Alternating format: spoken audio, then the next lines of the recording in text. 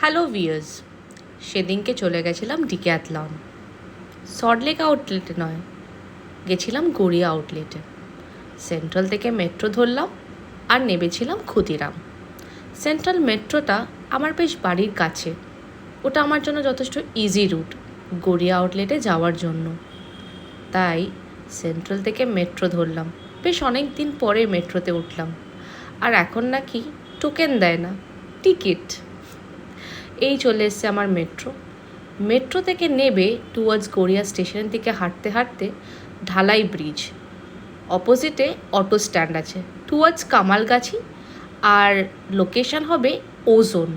ওজোনটা সবাই চেনে more than decathlon. তো এই পৌঁছে গেলাম ডিক্যাথলন। বেশ আমার পছন্দের জায়গা কিন্তু এটা। আর বিভিন্ন ধরনের স্পোর্টস, খুব কালারফুল।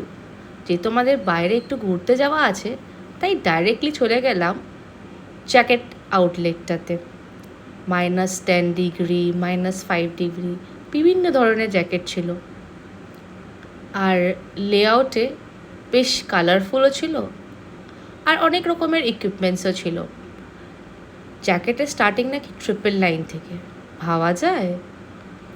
আর হাফ স্লিভস, ফুল স্লিভস, এই পার্টিকুলারটা হলো -5।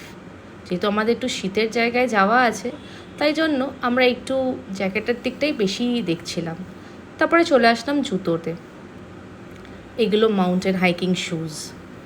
তো যেহেতু পাহাড়ে, তো আমাদের একটু waterproof mountain hiking, nature hiking, তারপরে এইগুলো সবই ওয়াটারপ্রুফ শ্যুজ ছিল। তো আমার বেশ ভালোই লাগছিল। এই ব্লু কালারেরগুলো, এগুলো ফর উমেন্স, তার পাশেরগুলোও তাই ছিল। আর এইদিকে যেগুলো দেখলেন সেগুলো সব ফর মেন্স। বেশ কালেকশান ভালো এসেছিল। আর একটু ঘুরতে ঘুরতে চলে গেছিলাম রানিং লেআউটে। ভালো কালেকশান এসেছিল। একবার ভিজিট করবেন গড়িয়া আউটলেটাতে, ভালোই লাগবে।